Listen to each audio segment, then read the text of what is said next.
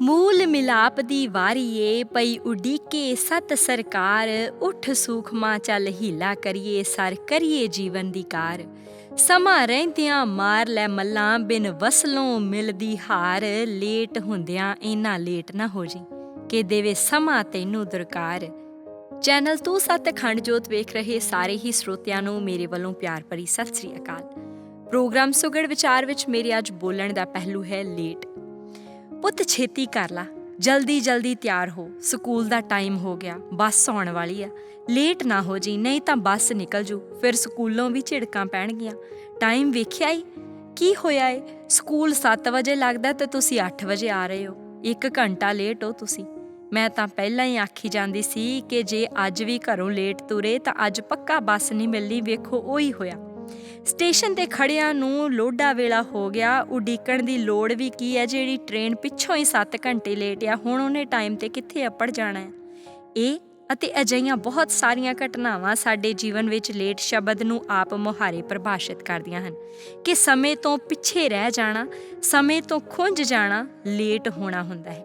ਇਸ ਲਈ ਅਕਸਰ ਹੀ ਸਾਡੇ ਵੱਲੋਂ ਆਪਣੇ ਕੰਮਾਂ ਕਾਰਾਂ ਦੀ ਅਹਿਮੀਅਤ ਦਾ ਅਹਿਸਾਸ ਕਰਦੇ ਹੋਏ ਸਮੇਂ ਦੇ ਪਾਬੰਦ ਹੋਣ ਦਾ ਉਪਰਾਲਾ ਕੀਤਾ ਜਾਂਦਾ ਹੈ, ਇਸ ਉਮੀਦ ਵਿੱਚ ਕਿ ਅਸੀਂ ਕਿਤੇ ਲੇਟ ਨਾ ਹੋ ਜਾਈਏ। ਸਕੂਲ ਜਾਣਾ ਹੋਵੇ ਜਾਂ ਦਫ਼ਤਰ, ਕਿਸੇ ਨੂੰ ਮਿਲਣ ਲਈ ਸਮਾਂ ਲਿਆ ਹੋਵੇ ਜਾਂ ਫਿਰ ਖੇਡਣ ਲਈ ਟਾਈਮ ਮਿੱਥਿਆ ਹੋਵੇ ਜਾਂ ਫਿਰ ਕਿਤੇ ਪਹੁੰਚਣ ਲਈ ਯਾਤਰਾ ਦਾ ਸਾਧਨ ਫੜਨਾ ਹੋਵੇ, ਸਾਡੇ ਵੱਲੋਂ ਤਿਆਰੀ ਸਮੇਂ ਨੂੰ ਮੁੱਖ ਰੱਖ ਕੇ ਹੀ ਕੀਤੀ ਜਾਂਦੀ ਹੈ ਕਿ ਘੜੀ ਪਹਿਲਾਂ ਤੁਰ ਪਈਏ ਪਰ ਲੇਟ ਨਾ ਹੋਈਏ, ਕਿਉਂਕਿ ਅਸੀਂ ਜਾਣਦੇ ਹਾਂ ਕਿ ਸਾਡੇ ਲੇਟ ਹੋਣ ਦਾ ਮਤਲਬ ਕੀ ਹੈ। ਸਕੂਲੋਂ ਲੇਟ ਹੋਏ ਤਾਂ ਟੀਚਰ ਪਨਿਸ਼ਮੈਂਟ ਦੇਵੇਗਾ, ਖੌਰੇ ਕਿੰਨੀ ਦੇਰ ਕਲਾਸ 'ਚੋਂ ਬਾਹਰ ਰਹਿਣਾ ਪਵੇ, ਖਬਰੇ ਮੁਰਗਾ ਹੀ ਨਾ ਬਣਾ ਦੇਵੇ। ਦਫ਼ਤਰੋਂ ਲੇਟ ਹੋਏ ਤਾਂ ਤਨਖਾਹ ਕੱਟੀ ਜਾਣੀ ਹੈ। ਜੇ ਕਿਸੇ ਨੂੰ ਮਿਲਣ ਲਈ ਅਪੁਆਇੰਟਮੈਂਟ ਲਈਏ ਤੇ ਲੇਟ ਹੋ ਗਏ ਹਾਂ ਤਾਂ ਸਪਸ਼ਟ ਹੈ ਕਿ ਅਪੁਆਇੰਟਮੈਂਟ ਵੇਸਟ ਹੋ ਗਈ ਹੈ, ਮਿਲਣ ਦਾ ਮੌਕਾ ਲੰਘ ਗਿਆ। ਤੇ ਜੇ ਕਿਤੇ ਜਾਣ ਲਈ ਸਾਧਨ ਲੈਣਾ ਸੀ ਪਰ ਲੇਟ ਹੋ ਗਏ ਹਾਂ ਤਾਂ ਕਿਤੇ ਬੱਸ ਲੰਘ ਜਾਂਦੀ ਏ, ਕਿਤੇ ਟ੍ਰੇਨ ਛੁੱਟ ਜਾਂਦੀ ਏ, ਕਿਤੇ ਫਲਾਈਟ ਮਿਸ ਹੋ ਜਾਂਦੀ ਏ। ਜਿੱਥੇ ਪਹਿਲਾਂ ਬੁਕਿੰਗ ਹੋਈ ਹੋਵੇ ਉੱਥੇ ਲੇਟ ਹੋਣ ਦਾ ਮਤਲਬ ਹੈ ਸਾਧਨ ਵੀ ਨਾ ਮਿਲਣਾ ਤੇ ਵਾਧੂ ਟਿਕਟ ਦਾ ਕਿਰਾਇਆ ਵੀ ਪੱਲੇ ਪੈ ਜਾਣਾ। ਇਸ ਲਈ ਲੇਟ ਹੋਣ ਦੇ ਨੁਕਸਾਨ ਅਤੇ ਹਰਜਾਨੇ ਤੋਂ ਬਚਣ ਲਈ ਪਹਿਲਾਂ ਹੀ ਸਮੇਂ ਨੂੰ ਵੇਖ-ਵਾਚ ਕੇ ਘਰੋਂ ਤੁਰਿਆ ਜਾਂਦਾ ਹੈ ਕਿ ਰਸਤੇ ਵਿੱਚ ਭਾਵੇਂ ਕੋਈ ਰੁਕਾਵਟ ਵੀ ਆ ਜਾਵੇ ਤਾਂ ਵੀ ਅਸੀਂ ਕਿਸੇ ਸੂਰਤ-ਏ-ਹਾਲ ਲੇਟ ਨਾ ਹੋਈਏ, ਕਿਉਂਕਿ ਅਸੀਂ ਜਾਣਦੇ ਹਾਂ ਲੇਟ ਹੋਣਾ ਹੈ ਨੁਕਸਾਨ ਉਠਾਉਣਾ। ਪਰ ਸਾਡੀ ਇੰਨੀ ਸੂਝ ਸਮਝ ਦੇ ਬਾਵਜੂਦ ਵੀ ਅਸੀਂ ਲੇਟ ਹਾਂ ਜੀਵਨ ਦੇ ਸਭ ਤੋਂ ਵੱਡੇ, ਸਭ ਤੋਂ ਮੁੱਖ ਪੱਖ ਨੂੰ ਪੂਰੀਆਂ ਕਰਨ ਵਿੱਚ। ਅਸੀਂ ਲੇਟ ਹਾਂ ਜੀਵਨ ਦੇ ਅਸਲ ਮਕਸਦ ਨੂੰ ਸਰ ਕਰਨ ਵਿੱਚ। ਅਸੀਂ ਲੇਟ ਹਾਂ ਪ੍ਰਾਪਤ ਹੋਈ ਮਾਨਸ ਦੇਹੀ ਦੇ ਰੂਪ ਵਿੱਚ ਪਰਮ ਪਿਤਾ ਪਰਮਾਤਮਾ ਨੂੰ ਮਿਲਣ ਦੇ ਮੌਕੇ ਦਾ ਲਾਹਾ ਖੱਟਣ ਵਿੱਚ, ਜਿਸ ਬਾਰੇ ਗੁਰੂ ਗੁਰਬਾਣੀ ਦਾ ਫਰਮਾਨ ਹੈ, ਭਈ ਪ੍ਰਾਪਤ ਮਾਨੁਖ ਦੇਹੁਰੀਆ ਗੋਬਿੰਦ ਮਿਲਣ ਕੀ ਇਹ ਤੇਰੀ ਬਰੀਆ। ਵਿਚਾਰਨ ਦਾ ਵਿਸ਼ਾ ਹੈ ਕਿ ਇਹਨਾਂ ਮਹਾਵਾਕਾਂ ਦੇ ਅਨੇਕਾਂ ਵਾਰ ਉਚਾਰਨ ਤੇ ਵੀ ਸਾਡੇ ਵੱਲੋਂ ਕੌਣ ਲੇਟ ਹੋਣ ਦੇ ਡਰੋਂ ਉੱਠ ਤੁਰਿਆ ਹੈ ਜੀਵਨ ਦਾ ਮਕਸਦ ਪੂਰੀਆਂ ਕਰਨ ਲਈ, ਕੌਣ ਨੁਕਸਾਨ ਨਾ ਉਠਾਉਣ ਦੀ ਆਸ ਉਮੀਦ ਵਿੱਚ ਸਮੇਂ ਨੂੰ ਵੇਖ-ਵਾਚ ਕੇ ਪਹਿਲਾਂ ਹੀ ਆਪਣੀ ਤਿਆਰੀ ਖਿੱਚ ਕੇ ਬੈਠਾ ਹੈ।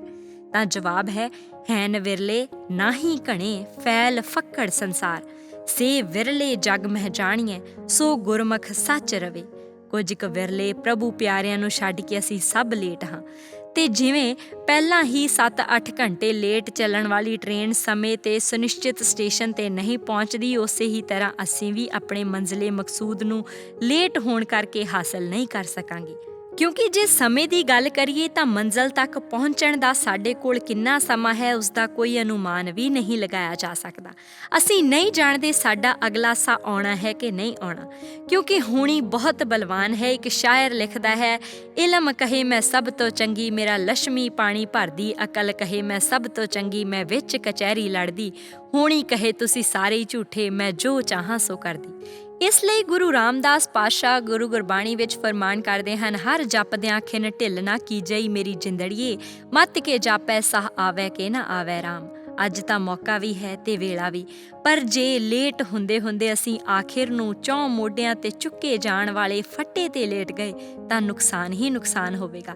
ਭਗਤ ਕਬੀਰ ਜੀ ਫਰਮਾਉਂਦੇ ਨੇ, ਕਬੀਰ ਲੂਟਣਾ ਹੈ ਤੋ ਲੂਟ ਲੈ, ਰਾਮ ਨਾਮ ਹੈ ਲੂਟ, ਫਿਰ ਪਾਛੈ ਪਛਤਾਹੋਗੇ, ਪ੍ਰਾਣ ਜਾਹੇਂਗੇ ਛੂਟ। ਪਛਤਾਵਾ ਇਸ ਗੱਲ ਦਾ ਕਿ ਜੇ ਲੇਟ ਨਾ ਹੁੰਦੇ, ਜੇਕਰ ਸਮੇਂ ਸਿਰ ਆਪਣੇ ਮੂਲ ਪਦਮ ਪਿਤਾ ਸਤਿਪੁਰਖ ਸਤਿ ਸ੍ਰੀ ਅਕਾਲ ਪੁਰਖ ਪਿਤਾ ਜੀ ਨਾਲ ਮਿਲਾਪ ਹੋ ਜਾਂਦਾ, ਫਿਰ ਇਹ ਜੰਮ ਮਰੈ ਫਿਰ ਜੰਮੈ ਵਾਲੇ ਨੁਕਸਾਨ ਤੋਂ ਬਚ ਜਾਣਾ ਸੀ। ਸੂਏ ਚਾੜ ਭਵਾਈਐ ਜੰਤ, ਨਾਨਕ ਭੌਂਦਿਆਂ ਗਣਤ ਨਾ ਅੰਤ ਵਾਲੇ ਤਸੀਹਿਆਂ ਤੋਂ ਬਚ ਜਾਣਾ ਸੀ।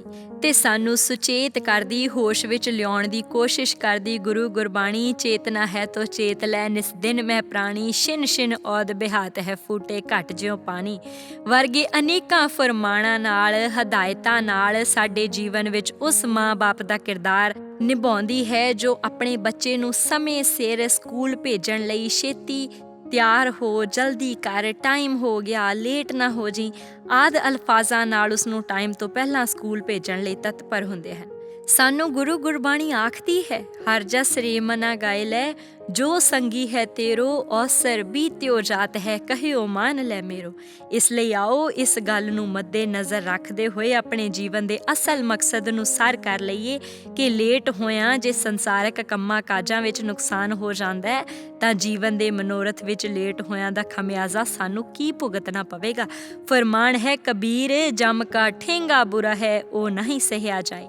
ਇਸ ਲਈ ਲੇਟ ਨਾ ਹੋਈਏ, ਜਲਦੀ ਕਰੀਏ, ਅੰਤ ਨੂੰ ਫੱਟੇ ਤੇ ਲੇਟਣ ਤੋਂ ਪਹਿਲਾਂ ਮੂਲ ਪੁਰਖ ਦੀ ਸ਼ਨਾਖਤ ਹਾਸਲ ਕਰ ਲਈਏ, ਸਮੇਂ ਸਿਰ ਉਹਦੇ ਦੁਆਰੇ ਪਹੁੰਚ ਜਾਈਏ, ਕਿਉਂਕਿ ਅਜਹੂ ਕੱਛ ਬਿਗੜਿਓ ਨਹੀਂ, ਜੋ ਪ੍ਰਭ ਗੁਣ ਗਾਵੈ, ਕਹੋ ਨਾਨਕ ਤਹਿ ਭਜਨ ਤੇ ਨਿਰਭੈ ਪਦ ਪਾਵੈ। ਸਤਿ ਸ੍ਰੀ ਅਕਾਲ। ਵਾਹਿਗੁਰੂ ਜੀ ਕਾ ਖਾਲਸਾ, ਵਾਹਿਗੁਰੂ ਜੀ ਕੀ ਫਤਿਹ।